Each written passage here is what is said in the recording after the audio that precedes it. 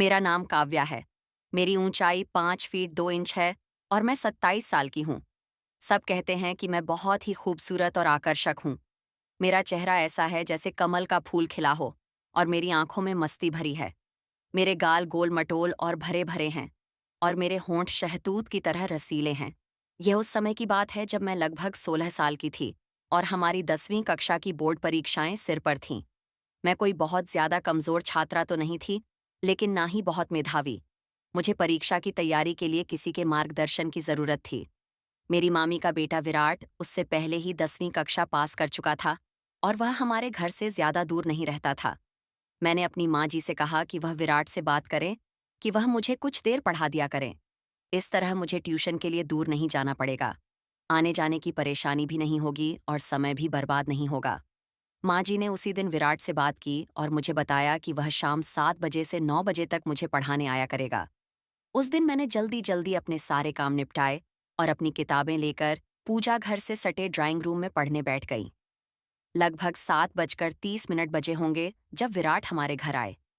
विराट की उम्र उस समय 25 साल के करीब थी और वह काफी सुंदर और आकर्षक व्यक्तित्व के मालिक थे। उनका कद 6 फीट के करीब था, जबकि शरीर मजबूत और सुगठित था। क्लीन शेव के साथ उनका गेहूं रंग बेहद मोहक था। औपचारिक नमस्ते के बाद वह मुझसे मुखातिब हुए। अच्छा, तो मेरी शिष्य पढ़ाई के लिए तैयार है? मैंने भी सिर हिलाते हुए कहा। जी वेरी गुड। ये बताओ किस विषय में खुद को ज्यादा कमजोर समझती हो? विराट ने मेरी किताब उठाकर उसके पन्ने पलटते हुए किताब पर ही नजरें जमाए मुझसे दूसरा सवाल पूछा। तो मैंने उन्हें बताया कि मैं गणित, मैथमेटिक्स और अंग्रेजी, इंग्लिश में कमजोर हूँ। मैं थोड़ा सिमट कर बैठी हुई थी और बात करते हुए भी थोड़ी झिझक रही थी। विराट ने किताब मेज पर रखते हुए मेरी ओर देखा और बोले, अगर इसी तरह तुम घबराई और झिझकती रहोगी तो मुझे नहीं लगता कि मैं जो कुछ भी तुम्हें पढ़ाऊंगा वह तुम्हें याद हो सकेगा। लिहाजा डरने और झिझकने की जरूरत नहीं। हम बड़े दोस्ताना माहौल में पढ़ाई करेंगे और जो कुछ भी पढ़ेंगे उसे याद भी रखेंगे। जी बेहतर। मैंने खुद को थोड़ा शांत जाहिर करने की कोशिश करते हुए कहा। उस दिन पढ़ाई तो कोई खास नहीं हुई। अलबत्ता विराट ने अपनी बातों और चुटकुलेबाजी की मदद से मेरी झिझक दूर कर दी। मैं अब काफी शांत भी थी। यही वजह थी कि मैं विराट के चुटकुलों का जवाब भी चुटकुलों की सूरत ही दे रही थी।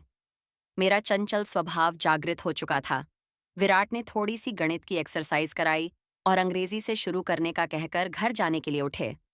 माँ जी ने उन्हें रोक लिया कि चाय तो पीते जाए। विराट भी चाय के लिए बैठ गए। चाय और थोड़ी गपशप के बाद विराट कल शाम 7 बजे आने का कहकर घर चले गए। लगभग 2 हफ्ते तक मामलात ऐसे ही चलते रहे। वह समय के खासे पाबंद थे। समय पर आते और अपना काम समय पर खत्म करके चले जाते। उनकी शख्सियत आकर्षक तो थी ही, उनके पढ़ाने और समझाने का अंदाज भी खूब था। यही वजह थी कि मैं विराट की दीवानी हो चुकी थी और उनसे काफी बेझिझक भी हो चुकी थी। उस दिन विराट मुझे गणित की एक्सरसाइज करा रहे थे जब माँ जी चाय ले आई। उन्होंने चाय मेज पर रखी और बोली कि चाय पहले पी लेना। यह कहकर वह वापस रसोई घर में चली गई। एक्सरसाइज खत्म हुई तो मैंने चाय की प्याली उठाकर विराट को देना चाहा, तो पता नहीं क्या हुआ कि मेरा हाथ कांप गया और सारी की सारी चाय विराट के ऊपर गिर गई, जिससे उनकी पैंट और शर्ट भीग गई। मेरे तो होश उड़ गए। मैं दौड़ती हुई गई और तौलिया उठा लाई। मैं बार बार विराट को माफ कीजिए बोल रही थी और साथ ही साथ उनकी शर्ट को तौलिया से पोंछकर सुखाने की कोशिश कर रही थी। विराट मुस्कुराए और बोले, चाय से तो नहीं जला, लेकिन अब तुम जरूर जला डालोगी। मैं उनके इस वाक्य को बिल्कुल भी नहीं समझी और उसी तरह तौलिए से उनकी शर्ट को सुखाने में लगी रही। मैं शायद कुछ देर और इसी तरह तौलिए से उन्हें सुखाने में लगी रहती, पर विराट ने मुझे रोक दिया और मुझे दोनों कंधों से उठाकर खड़ा करते हुए बोले, बस करो नंदिनी, घर में मुझे सब इसी नाम से पुकारते थे। Everything is fine. तुम बेवजह परेशान हो रही हो, लेकिन मैं खुद में बहुत शर्मिंदा थी। हैं? इसीलिए जब मैंने उन्हें इस तरह से सहानुभूति दिखाते देखा तो मेरी आंखों से आंसू निकल आए। उन्होंने जब मुझे रोते देखा तो अपनी बाहों में भरकर मुझे सीने से लगा लिया और माथे पर चुंबन देते हुए बोले, अरे पगली, रोती क्यों हो? तुमने जानबूझकर चाय थोड़ी गिराई है। ये तो संयोग से हुआ। उनके ढांढस बंधाने पर मुझे हिम्मत हुई और मैंने आंसू पोंछते हुए कहा, जानती हूं कि हादसा हुआ, लेकिन हादसे भी तो किसी न किसी गलती का ही नतीजा होते हैं और इस हादसे की गलती की मैं ही ज़िम्मेदार हूँ। विराट भी शायद माहौल को खुशनुमा बनाना चाहते थे, इसलिए बोले, "नंदिनी, मैं तुम्हें इजाज़त देता हूँ कि तुम ऐसे हादसे रोज़ किया करो।" वह हँस रहे थे और उनकी यह गंभीर हँसी मेरी समझ से बाहर थी। मैं भी उन्हें हँसते देखकर मुस्कुरा दी। विराट ने कहा, "चलो वापस वहीं से शुरू करते हैं, जहाँ पर हादसा हुआ था।" ये कहते हुए उन्होंने मुझे अपनी बाहों के घेरे से आज़ाद कर दिया। मैंने वापस अपनी कुर्सी पर बैठकर किताब खोलना चाहा तो विराट ने कहा, "आज का काम खत्म समझते मैं चलता हूँ, क्योंकि इस हालत में मैं तुम्हें कुछ नहीं पढ़ा पाऊँगा।" विराट अपनी किस हालत के बारे में कह रहे थे, मुझे कुछ पता ना चला। मैं तो उस दिन जब बिस्तर पर थी, तो ये घटना बार-बार मेरे दिमाग में घूम रही थी और ये सब उस समय तो मेरे लिए बेईमानी थे। लेकिन अब इन घटनाओं को सोचना अच्छा लग रहा था और मुझे पता ही ना चला कि कब नींद आ गई और मैं नींद की गहरी घाटी में गोते खाने लगी। उस रात मैंने बार-बार सपने में विराट को देखा। कभी हम किसी पवित्र नदी के किनारे बैठे बातें कर रहे होते, कभी किसी उद्यान पार्क के कोने में किसी बेंच पर बैठे कुछ रहस्यमयी बातें कर रहे होते, कभी पहाड़ों, जंगलों और रेगिस्तानों में तो कभी उछलती कूदती समुद्र की लहरों से खेल रहे होते। कर्ज उस रात मैंने और विराट ने मिलकर पूरी दुनिया की सैर की। मैं उस दिन बहुत गहरी नींद सोई। सुबह उठी तो मेरे सपने का हर एक दृश्य मेरे मन में अंकित था। मैं बिस्तर से उठना ही नहीं चाह रही थी। मैं सपनों की दुनिया से निकलना ही नहीं चाह रही थी। मुझे मालूम नहीं कि ऐसा क्यों था, पर जो भी था बहुत सुखद था। दूसरी शाम जब विराट हमारे घर पहुंचे, तो मैं उसी वक्त नहाकर निकली थी। मेरे बाल गीले थे और उनसे अभी तक पानी टपक रहा था। विराट की बार-बार उठती हुई नज़र को मैं बखूबी महसूस कर सकती थी। मैं तो विराट को सपनों में बसा चुकी थी, लेकिन यहाँ लगता था कि विराट के मन में भी कोई बात चल रही है।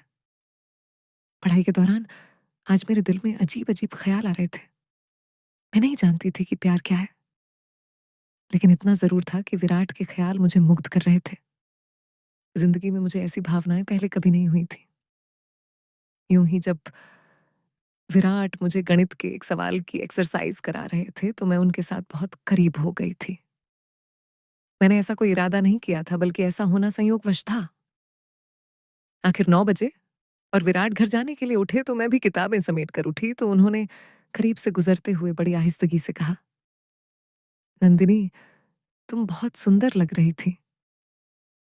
मैंने चौंक कर उनकी तरफ देखा तो इस दौरान वह मुझसे दूर हो चुके थे। उनके शब्द सारी रात मेरे कानों में गूंजते रहे। शायद महिलाओं के बारे में सच कहा जाता है कि वह बहुत आत्मग्ध होती हैं। इसीलिए उनकी तारीफ की जाए तो फूल ही नहीं समाती। अगले दिन भी विराट समय पर ही आ गए। अभी हमने पढ़ाई शुरू ही की थी कि बिजली चली गई। मैं उठी कि दीपक मोमबत्ती जलाकर ले आऊं, तो विराट ने मेरा हाथ पकड़ लिया और बोले, "हमने कौन सा मोतियों से माला पिरोनी है, ऐसे ही बैठकर बातें करते हैं। थोड़ी ही देर में बिजली तो आ ही जाएगी।" तो मैं भी उधर ही बैठ गई और हम इधर-उधर की बातें करने लगे। विराट ने मेरा हाथ ऐसे ही पकड़े रखा था, लेकिन मुझे अजीब लग रहा था। अगरचे विराट की मोहब्बत मुझ पर हावी हो चुकी थी और उनकी प्रभावशाली शख्सियत ने मुझ पर जादू सा कर दिया था, लेकिन मैं तुरंत ये उम्मीद नहीं कर रही थी। कमरे में, क्योंकि अंधेरा था और हम एक दूसरे के चेहरों के हाव-भाव नहीं देख पा रहे थे। सच कहूं तो मुझे उनके हाथ अपने हाथ पर बहुत अच्छा लग रहा था, लेकिन कोई अंदरूनी डर था जो रोक रहा था। लेकिन अगर विराट की जगह कोई भी और होता, तो मैं यकीन से कह सकती हूँ कि मैं उसका हाथ नोच लेती। लेकिन विराट के लिए तो मैं पहले से ही सब कुछ हारी हुई थी। फिर भी मैं ये सब कुछ नहीं चाह रही थी जो हो रहा था। मुझे अजीब लगने लगा था। इसीलिए मैंने उनके हाथ को छोड़ा और शौचालय टॉयलेट जाने के बहाने वहां से उठ गई। लेकिन मैं जैसे ही उठकर कदम बढ़ाने वाली थी, पता नहीं मुझे क्या हुआ, मैं डगमगा गई। उसी लम्हे विराट ने हाथ बढ़ाकर मुझे सहारा दिया तो मैं गिरने से बच गई। मैं बहुत घबरा गई थी। शायद मैं जल्दी से शौचालय की तरफ भागी। मुझे कोई जरूरत तो नहीं थी। अलबत्ता ठंडे पानी से मुंह पर छींटे मारे तो गर्मी का एहसास कुछ कम हुआ। मैं अभी शौचालय में ही थी कि बिजली आ गई। मैं वापस ड्राइंग रूम में आई तो विराट वहां मौजूद नहीं थे। मुझे परेशानी हुई कि ऐसा क्या कि बिना बताए ही चले गए। उसी वक्त माँ जी ड्राइंग रूम में आई तो उन्होंने बताया कि विराट कह रहा था कि उसके सर में दर्द हो रहा है और बिजली भी नहीं है, इसलिए वह घर जा रहा है। मैंने भी किताबें समेटी और अपने शयन कक्ष बेडरूम में चली आई। मेरी सोच का केंद्र बस विराट ही थे। उस रात भी मैं उन्हीं सोचों में डूबी सो गई। सुबह उठी तो विराट की ही याद में सारा दिन खोई रही। शाम होने से पहले ही मैं शाम का बेसब्री से इंतजार करने लगी। मैं चाहती थी कि विराट आज कैसे व्यवहार करते हैं, लेकिन समय होने के बावजूद वह नहीं आए। मैं इंतजार करती रही, लेकिन मेरा इंतजार बस इंतजार ही रहा। वह 8 बजे तक नहीं आए तो मैंने माँ जी से कहा कि खैर वह विराट पता नहीं आज क्यों नहीं आए। माँ जी ने कहा कोई और काम आ गया होगा, इसलिए नहीं आ सका होगा। मैंने कहा नहीं माँ जी, कल जब वह गए थे तो उनकी तबीयत ठीक नहीं थी। क्या पता वह अभी तक ठीक ना हुए हो। अब मासी जी मामी को फोन करके उनका पता तो करवाएं। माँ जी को भी जैसे कुछ याद आया तो उन्होंने मासी जी को फोन लगाया। तब मासी जी ने बताया कि विराट तो कल से सख्त बुखार में तप रहा है। मुझे मालूम हुआ तो सख्त बेचैनी हुई। दिल चाहा कि अभी जाऊं और उसका बुखार खुद पर ले लूं, लेकिन मैं उस वक्त क्या कर सकती थी। सुबह मैं मांझी को साथ लेकर उनका पता लेने मासी जी के घर गई तो देखा विराट वाकई बुखार की वजह से बिस्तर में पड़े थे। थोड़ी सी औपचारिक बातचीत के बाद मैं उधर ही बैठ गई। मासी जी और माँ जी भी साथ बैठी अपनी बातों में मशरूफ हो गए। विराट ने एक बार हमारी तरफ देखा, फिर उन्होंने अपनी आंखें मूंद ली। हम मासी जी और माँ जी की मौजूदगी में कोई बात नहीं कर सकते थे, इसीलिए हम खामोश बैठे थे, जबकि मासी जी और माँ जी बातें कर रहे थे। बातों बातों में मासी जी ने बताया कि उनकी सहेली की बेटी की विवाह शादी थी, जहां उनका जाना बहुत जरूरी था, लेकिन वह नहीं जा सकती थी। माँ जी पूछ रही थी क्यों नहीं जा सकती हो, तो मासी जी बोली जिसके साथ जाना था वह तो बिस्तर पर पड़ा है और आपके भाई साहब मामू जी भी ऑफिस से छुट्टी नहीं ले सकते कि उनके साथ चली जाती। माँ जी क्योंकि मासी जी की सहेली को जानती थी और उन्हें पता था कि वह किधर रहती हैं, इसलिए मासी जी से बोली तुम्हारी सहेली कौन सा दूसरे शहर में रहती है, टैक्सी पकड़ो और 2-3 घंटे में वापस आ जाओगी। मैंने यह सुना तो मेरे दिमाग में एक विचार आया कि अगर माँ जी और मासी जी विवाह पर चली जाए तो मुझे विराट से अकेले मिलने का मौका मिल जाएगा।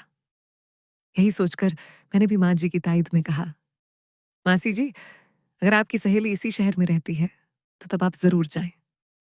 विराट की फिक्र ना करें, 2-3 घंटों तक हम उनकी देखभाल तैमूरदारी कर लेंगे। मासी जी और माँ जी दोनों को मैंने विवाह में जाने पर राजी कर लिया।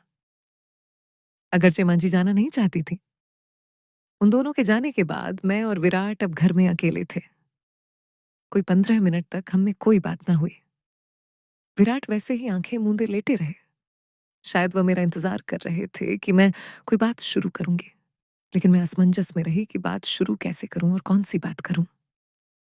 एकांत और खामोशी माहौल पर अजीब शांत थी। विराट ने मेरी तरफ करवट लेकर आंखें खोल दी और बोले, नंदिनी तुमने मुझे जला डाला। उनकी आवाज मेरी कानों से टकराई। उनकी नजरें मेरे चेहरे पर खड़ी थी। तुम शायद समझ रही होगी कि मैं बुखार से तप रहा हूं, लेकिन ऐसा नहीं है। ये आग जिसमें मैं जल रहा हूं तुम्हारे ही प्यार ने लगाई है। देखो जल रहा हूं ना मैं। ये कहते हुए उन्होंने मेरा हाथ अपने माथे पर लगा दिया। उनका माथा सच में अंगारे की तरह था। जी जी विराट, मेरे मुंह से बस इतना ही निकल पाया। विराट दीवानों की तरह मेरे हाथ को अपने चेहरे पर रख रहे थे, जैसे वह इस तरह सुकून पा रहे हों। सुकून तो मुझे भी हासिल हो रहा था, मोहब्बत तो मुझे भी हो गई थी। नए मोड़ और घटनाएं। अभी हम दोनों ही उस पल में खोए हुए थे जब दरवाजे पर हल्की सी दस्तक हुई। हमारा ध्यान भंग हुआ और हम एक दूसरे से दूर हट गए। विराट ने हल्की सी आवाज में पूछा, कौन है नंदिनी? बेटा मैं हूं, माँ जी ने कुछ दवाइयां भेजी हैं विराट के लिए। बाहर से आवाज आई। ये हमारी पड़ोसी सुमित्रा आंटी थी जो अक्सर हमारे घर आया करती थी। जी आंटी मैं अभी आती हूँ। मैंने जल्दी से दरवाज़ा खोला और दवाइयाँ ले ली। सुमित्रा आंटी ने विराट की तरफ देखा और चिंतित होकर पूछा, अरे विराट बेटा, कैसा है बुखार अब? माँ जी ने बताया कि बहुत तेज है। विराट ने मुस्कुराते हुए कहा, जी आंटी, पहले से बेहतर है। सुमित्रा आंटी थोड़ी देर बैठी, कुछ घरेलू बातें की और फिर चली गई। उनके जाने के बाद हम दोनों फिर से उस खामोशी में डूब गए। लेकिन अब वह पहले जैसी सहजता नहीं थी। उस अचानक दखल ने माहौल बदल दिया था। विराट ने धीरे से कहा, नंदिनी, मुझे लगता है अब मुझे आराम करना चाहिए। तुम भी जाकर पढ़ाई करो। मुझे थोड़ा अजीब लगा, लेकिन मैं समझ गई। मैंने अपनी किताबें उठाई और वापस अपने कमरे में आ गई। उस दिन रात भर मैं सुमित्रा आंटी के आने और विराट के व्यवहार में आए बदलाव के बारे में सोचती रही। क्या उन्होंने कुछ भांप लिया था? क्या विराट को डर लग गया था? अगले दिन जब मैं मासी जी के घर गई तो देखा कि विराट अब भी बुखार में थे, लेकिन पहले से बेहतर लग रहे थे। मैंने हिम्मत करके पूछा, विराट, कल आप अचानक क्यों चले गए थे? विराट ने मेरी तरफ देखा और हल्की सी मुस्कान के साथ कहा, मेरा सर वाकई दर्द कर रहा था और फिर बिजली भी नहीं थी, तो मुझे लगा तुम्हें पढ़ाने में दिक्कत होगी। उनकी आंखों में एक अजीब सी चमक थी जो उनके शब्दों से मेल नहीं खा रही थी। मासी जी ने बीच में ही बात काटते हुए कहा, नंदिनी बेटा, मैं सोच रही थी कि जब तक विराट पूरी तरह ठीक नहीं हो जाता, तुम उसकी मदद कर दो। उसे थोड़ी परेशानी हो रही है और डॉक्टर ने कहा है कि उसे कुछ दिन आराम की सख्त जरूरत है। मुझे यह सुनकर बहुत खुशी हुई। ये मेरे लिए एक अवसर था विराट के और करीब आने का। मैंने तुरंत कहा,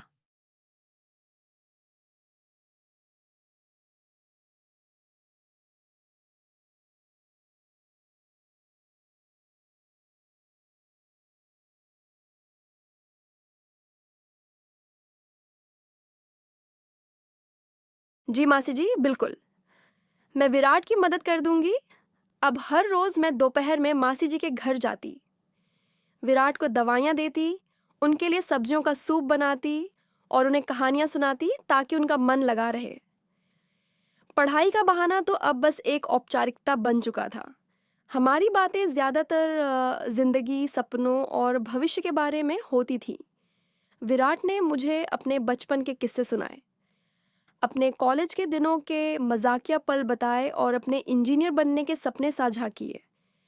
मैंने भी उन्हें अपनी छोटी छोटी शरारतें और पढ़ाई के अलावा अपनी कलात्मक रुचियों के बारे में बताया। एक दिन जब मैं विराट के पास बैठी थी और उन्हें एक लोक कथा सुना रही थी, उन्होंने अचानक मेरा हाथ थाम लिया। इस बार उनकी पकड़ मजबूत थी और उनकी आंखों में वही चाहत थी जो मैंने उस दिन महसूस की थी जब चाय गिरी थी। उन्होंने कहा, नंदिनी, तुमने मेरी जिंदगी में एक नई रोशनी भर दी है। जब से तुम मेरी देखभाल कर रही हो, मुझे अपनी बीमारी भी अच्छी लगने लगी है। मैं शर्मा गई, लेकिन मैंने अपना हाथ वापस नहीं खींचा। उन्होंने कहा, नंदिनी, मैं तुमसे कुछ कहना चाहता हूँ। मेरा दिल जोर से धड़कने लगा। मुझे लगा कि वह वही बात कहेंगे जो मैं सुनना चाहती थी, लेकिन तभी दरवाजे पर फिर से दस्तक हुई। इस बार माँ जी और मासी जी वापस आ चुकी थीं। हम दोनों तुरंत एक दूसरे से दूर हट गए। मेरा चेहरा लाल पड़ गया था और विराट भी थोड़े असहज लग रहे थे। माँ जी ने मासी जी से कहा, देखो मासी जी, हमारी नंदिनी कितनी सेवा करती है। विराट का रंग भी लौट आया है। मैं माँ जी की बात सुनकर और भी ज़्यादा शर्मा गई। उस दिन विराट ने फिर से अपनी बात पूरी नहीं की, लेकिन उनकी आंखों में एक वादा था। अगले कुछ दिन विराट की तबीयत में सुधार आया और उन्होंने फिर से मुझे पढ़ाना शुरू कर दिया। लेकिन अब हमारे बीच एक अनकहा रिश्ता बन चुका था। हमारी नज़रें ज़्यादा मिलती थीं और हमारे स्पर्श में एक नई गर्माहट आ गई थी। जब भी माँ जी या मासी जी आसपास नहीं होती थी, तो विराट मुझे छेड़ने लगते थे और मैं उनके चुटकुलों पर हंसती थी। एक शाम जब पढ़ाई खत्म हो गई थी और विराट जाने के लिए उठ रहे थे, तो मैंने हिम्मत करके कहा, विराट, आप मुझसे कुछ कहने वाले थे। उस दिन विराट मुस्कुराए और बोले, हाँ नंदिनी, मैं तुमसे कहना चाहता था कि तुम मेरी सबसे अच्छी शिष्या हो। उन्होंने यह बात इतनी धीमी आवाज़ में कही कि मुझे लगा जैसे उन्होंने मेरे गाल पर फुसफुसाया हो। मैं थोड़ा निराश हुई, लेकिन फिर उन्होंने मेरा हाथ थामा और मेरे कान में फुसफुसाए और मैं तुम्हें अपनी ज़िंदगी की सबसे ख़ास दोस्त बनाना चाहता हूँ। क्या तुम मेरा हाथ थाम कर जीवन भर मेरे साथ चलोगी? मेरे दिल ने खुशी से उछलकर भांगड़ा किया। मैं बस मुस्कुरा दी और उनका हाथ थामे रखा। उस दिन के बाद हमारी पढ़ाई सिर्फ किताबों तक सीमित नहीं रही, बल्कि हमने जीवन की सबसे खूबसूरत पाठ पढ़ना शुरू कर दिया था, प्रेम का पाठ।